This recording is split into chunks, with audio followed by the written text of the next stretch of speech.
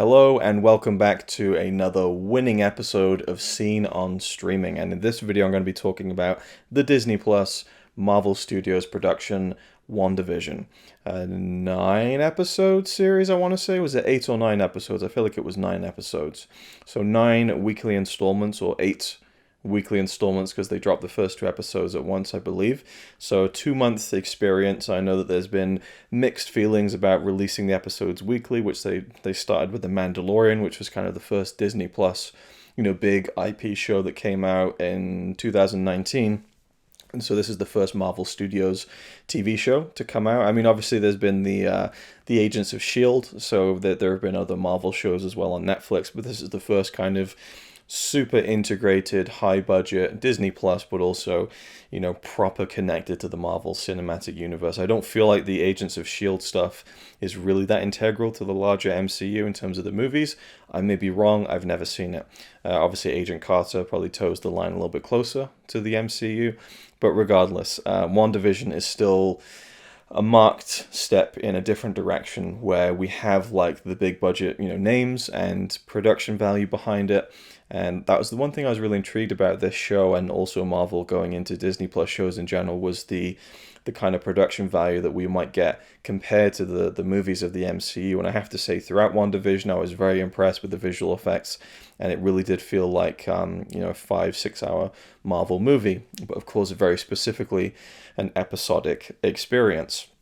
Now, I would have liked to have made this video maybe as soon as I finished watching WandaVision. I have a lot of thoughts. This could be an hour-long video easily, but I'm going to try and summarize things briefly and not get into too much detail. But I really loved the show. At the beginning, I liked it, and I thought this is interesting. It's the kind of the studio audience, the canned laughter. It's kind of playing off 50s and 60s sitcoms, and I'm sure that many people who are a big fan of sitcoms caught all the references that maybe I might not have caught. Obviously, there are ones that are a bit more overt, and you can kind of really see where they're coming from in terms of some of the stuff in the later episodes, like the Malcolm in the Middle intro, the kind of Modern Family / The Office, kind of zooming in, kind of like interview style, talking heads, reality-based kind of sitcom comedy that kind of broke out in the 2000s and even into the 2010s and stuff. So lots of influences, and that was really interesting to see it play out. And I was mainly wondering, how the hell did these two characters, Wanda and Vision, come back together again? Is this before the events of Infinity War? What's going to happen? So obviously in Avengers Infinity War, Vision died at Wanda's hand. They were in love, they were a couple, and I like how their relationship progressed quite slowly through the movies, and it felt fairly believable. But this show is what really shows you their connection, but it's a very complicated one, and obviously this is spoilers, because I have to talk about some of the things that happen in the show to kind of give you my thoughts on it. But I was wondering the whole time, is this the real Vision? Is this just a fantasy? Is this real life? Is it fantasy? Is it something that she has created? So the first 2 episodes were interesting to me. There wasn't a huge hook like, oh, this is really good. People were loving it online, and I was like, well, I'm not sure. Maybe they just saw the greatness that was potentially coming, whereas I was a little bit on the fence. I was enjoying it, but I wasn't sure how this format was going to sustain itself. And I think it was the 3rd episode that turned it all on its head, and it gave you the big backstory, and it gave you Darcy coming in, played by Kat Dennings, and Jimmy Woo, is that the character's name from Ant-Man and the Wasp? So he came in, and then we see what happened, and then there's all these different things at play, and you see what happened before the events of the first 2 episodes of the show, and we see that Wanda has created this fantasy world, and it's this bubble, and all the people inside it are essentially under her mind control. So that was really intriguing, but the thing that really got me going was when you see the CCTV footage of Wanda storming in to that facility and stealing Vision's body. That was something that was like, holy shit, this is dark. She's stolen a corpse and essentially reanimated it, and that's really fucked up. And that's when I started to really enjoy where this was going, because it was a fairly twisted story at that point. And then, the neighbor, was it Agatha? Was that her name when they were first introduced? I think it was. But again, it's been maybe a month or so since the show came out, and I certainly haven't retained all the details in my head. We had Monica Rambeau. Was that her name, Monica? The daughter who we saw in Captain Marvel. I didn't make that connection when they said her name. It took me a while to go, oh, it's her.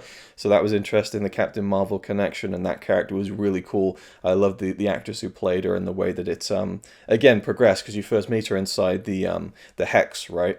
And then later on you get the kind of backstory of her going inside. Really, really loved all that stuff. It just was a super interesting show. I liked the fantasy of it. I liked the humor of it, the kind of the bad jokes that aren't supposed to really be funny, so you can enjoy them and stuff.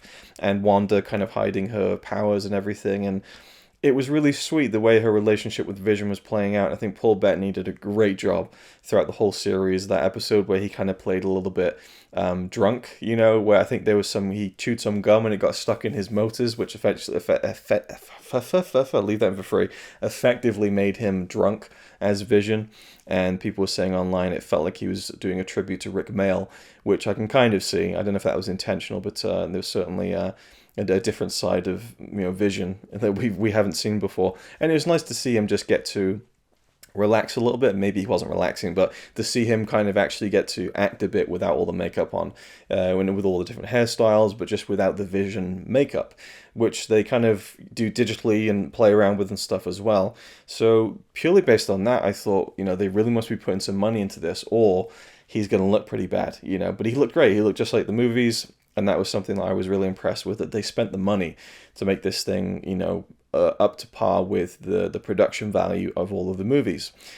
Now, I really like the character of Wanda. It's been an interesting journey. I love that they kind of took some pot shots here and there. They talk about, hey, where did your accent go? That was really funny that they referenced that fact, which always kind of, it's permissible, to lend a term from James Cameron that Wanda would try to affect the American accent once she ingratiates herself with the Avengers and drop the European Sokovian accent, so to speak. But I found it to be interesting, and there were times where they actually used that, where she would talk about her brother Pietro and the accent would sort of filter back a little bit. That was where things got really exciting, when we got Evan Peters coming in as Quicksilver. Because, of course, he played that character in a different universe in the Fox movies. And apparently when Elizabeth Olsen was reading the script, she thought, wow, that's cool, they're bridging the universes together. And, of course, it all led to Ralph Boner. And the meme that I posted and thought was the best thing to sum up that whole kind of situation on Twitter was just a picture of Thanos with a little cut in Infinity War. And it just says, all that for a boner joke. Yeah, I don't know how I feel about that. I feel like it was leading people down the garden path a little bit. I think the real test is going to be what happens with Spider-Man No Way Home, and if they're really going to start bringing multiverse stuff into it. But it seemed like a bit of a cruel bait and switch, because it got me really excited about what it could possibly mean, and it ultimately meant pretty much nothing. But that's kind of the point, is that she was kind of casting someone in her mind. Although, again, I'm not sure really if Agatha was behind that at all entirely. So I'm actually not entirely sure about that now that I think about it. But I guess, it felt like the idea was that she was recasting someone as her brother. And so there is this kind of an imposter thing going on. And it would be fun for the fans if that imposter was Evan Peters, So it's more of a kind of a meta kind of reference and joke that's outside of the show. But either way, I think ultimately I was a bit disappointed by that more than anything else, I suppose. But it was really intriguing when we got the White Vision coming in, and how we learned exactly how this Vision inside the Hex came to be. But Elizabeth Olsen, I have to say, incredible performance. Now, I really like her as an actress, and I keep saying it, and people have kept on talking about this show as the weeks went by, saying, wow, she's really portraying grief brilliantly. And I kept just banging the drum, to pretty much no one, that she did something similarly and much better, because it's a much more serious project. But she did a show called Sorry for Your Loss in 2018 and 2019. You can watch it for free on Facebook. That's where it started. That's why it's unfortunately been discontinued. But there were 2 seasons, and she plays a young woman called Lee, who is a young widow, and we explore through her memories and flashbacks to her husband why he died, how she deals with the kind of grief of it. Kelly Marie Tran plays her sister, and it is one of the best shows I think I've ever seen. The acting is absolutely phenomenal, and that's when I really thought that Elizabeth Olsen is just on another level. Like, it's just, I believed every inch, every slight ounce of hurt that was going through that woman's body and mind and soul in that show, and she just did such a great job of balancing the crushing grief and the trying to put on a brave face, and then not letting yourself put on a brave face and just being a bitch to people. You know, there was just all these different layers to that character, and it was such a great show. And it was great for me to see her do a similar kind of performance on a much bigger stage, that people could really appreciate how great of an actress that she is. But I kept saying, hey, if you like this, go check out Sorry for Your Loss as well, because that's fantastic too. I think that's still a better show than this one, but I love how this bridges so many different emotions from comedy, in terms of things that are genuinely funny, comedy that comes from the bad homages. Well, they're good homages, but good homages to bad humor in sitcoms, and different styles, and the way they play with the form of how those things were even filmed, and how they kind of tie it into her childhood. I love that episode where they go into her as a young kid in Sokovia, and the vision of this, potential Scarlet Witch thing, how they toyed around with the original costume, where she's wearing this kind of very hokey Scarlet Witch costume during Halloween, and then it leads to this ultimate reveal at the end of the series, where she looks fucking awesome in that suit. And it was one of those things where, she became... I don't think she was ever called Scarlet Witch, when she was in the movies. It was just Wanda. But you would see people online posting images of the character as she was in the comics, with like the red, like the kind of headband thing. And you think, yeah, it would look a bit goofy in live action, but they found a way to make it look not only not goofy, but look fucking awesome. So that final reveal when she's there as like her final form kind of was such a payoff. And then the fact that she had these kids. And it was really touching, even though you knew that it was moving too fast to be real, and then you're constantly questioning, are these kids real? And how heartbreaking is that? That at the end of this, she might have her kids taken away from her, and that they might not have been real to begin with. But does she have that much power that they are actually real? Has she just created and manifested her own children? Do they really have those powers? And obviously at the very end, the final post-credit scene kind of hints that there might be something to that, but I loved the complexity of it. And again, the bridging of the comedy in various forms, and also the serious stuff, that the kind of the tension and the darkness. I like the kind of the backstory of the Agatha character, where we see that she's literally like this witch. I think some people were a little bit put off by that, but I quite enjoyed it. And I think, if we're in a universe where there's, sorcerers and aliens, and the universe in its entirety gets wiped out in 50-50, I think that we can allow a witch in the universe. So I didn't mind that. I think that I was predicting throughout the series that maybe we might be heading to a final point where Wanda becomes the villain of her own story, and that it could end very, very badly. I was surprised by how well it ended. I mean, obviously it was not what she wanted. She realized it was the right thing to do to separate herself from that false reality that she created.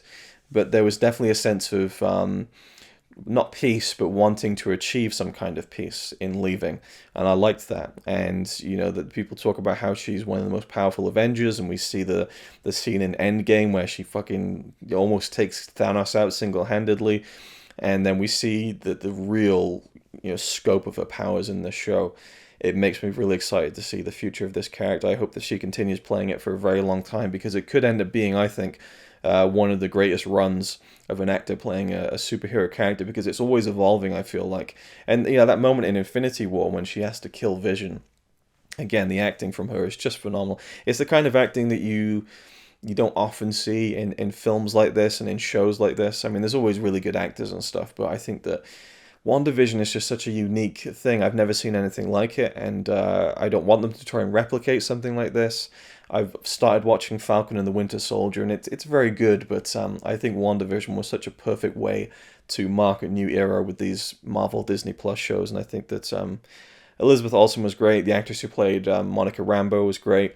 Most of the cast was great, Paul Bettany and stuff, but it was just a great deep dive into the character, and it made I think when I rewatched the Marvel movies again, probably many years down the line, I've seen them all, a few times at this point. I'm in no rush to revisit all of them, but I think in the future it's just going to make those characters, in particular Vision and Wanda, feel even more rounded and fuller, and I'm going to enjoy those moments even more because you're now seeing the beginnings of a character that's turned out to be, by 2021, one of the best characters in the whole series of the MCU, in my opinion, at least to my taste and sensibilities. I love that character now, and it really, not that I needed to be sold on the character, but in all the movies, Wanda has kind of been a very strong, kind of secondary slash tertiary character. She's never really been at the forefront. She's had big moments like against Thanos and ripping out Ultron's heart and stuff, or his mechanical heart, but to see her now at the forefront in this project was really, really cool. I'd like to see a standalone movie maybe down the line, but she's still pretty young. I mean, she could conceivably play this character for another 10 years if she wanted to, if there was a way to keep it evolving. And I think that's the key to the longevity of some of these characters, is to tell different stories with them and to kind of tell this overarching narrative. And I think that there's really interesting things to do with her moving forward. And obviously she's going to be a big part, apparently, of the next Doctor Strange movie. And the multiverse plays into it, so maybe the two kids might be involved. But yeah, overall, I really did love the series. I gave it a 5 out of 5. There's probably I can't even nitpick anything, really, apart from the Ralph Boner thing. That was bullshit. But those moments when, it gets really quiet and she starts to talk about things outside of this reality she's created, and it's just there's just something about it that really hooks me in. And I almost, all the stuff with the FBI and kind of not the human element, they're all humans, but, well, I guess you could say maybe a witch isn't entirely human, but, and the Vision is definitely not human, but the outside human element with all the base camp setup outside the Hex. Maybe there was a bit too much of that, and I just loved all the stuff inside the Hex because it was so interesting. But there's just so many great badass moments in this, and and again, really impressed with the production value and the music and the visual effects all across the board. I absolutely loved Wandavision. What did you think? Let me know your thoughts, what you think about Falcon and the Winter Soldier. I don't think I'll end up enjoying that one as much as Wandavision, to the point that I'll make a single video about it, but yeah, and if I had kind of done this episode by episode and done a video every week, I probably could have talked for at least half an hour on every episode. Obviously, nothing is as fresh in my mind, but there was touching moments, that whole line about, what is love if not grief persevering? If that was what is grief? What is grief if not love persevering? And that was a line that caused a lot of controversy, because there were people who thought that was one of the best lines they'd ever heard in anything. There were people who thought it was one of the worst lines they'd ever heard in anything. So there was a lot of contention about that line. I'm somewhere, not in the middle, but more towards really liking it. So there's some really great writing in the show. But the final moment between Wanda and Vision, and isn't it so great that it works so well with that? You just take both the characters' name and mash them together, and that kind of tells the story of what the show is, but it also is like WandaVision, like television. It's a kind of masterstroke. I think it's kind of the brilliance is in the simplicity of the idea in a way, but the overall execution is very complex, and I love all that stuff. But yeah, where was I going with that? I threw myself off. WandaVision. So the final kind of, scene between the two of them, when everything is closing in around them, and it's like this kind of heartbreaking thing where they put the kids to bed and it's all slowly crumbling down, and they have that last scene together. And it was very, very touching.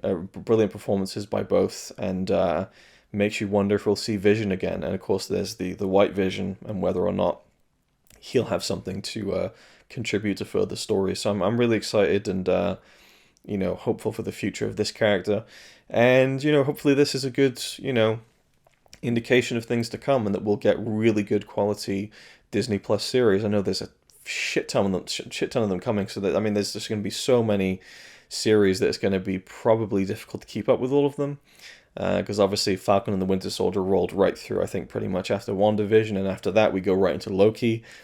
So the Marvel stuff is really ramping up now that, we've been a year out from the pandemic, and there was kind of radio silence from the MCU for a while. And then we got Black Widow coming finally in June or July. So it's all coming back around again, and they're busy filming stuff. There's movies coming. I'm a big Marvel fan. I love all the MCU stuff, so I'm looking forward to everything. But WandaVision is a special one, I think, and it's probably, if you were to take WandaVision and call it an MCU film, it isn't.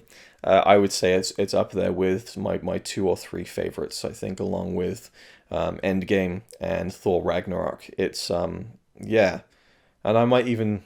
Yeah, it's probably number 2. You know, if we just talk about MCU projects and lump it in with that, I'd say it's probably my number 2. I absolutely love this. It was just, and it might not hold up on rewatch because it doesn't have that element of what the fuck is going to happen next. So that might go down over time, and if I watch it again. But yeah, and I'm excited to see it again.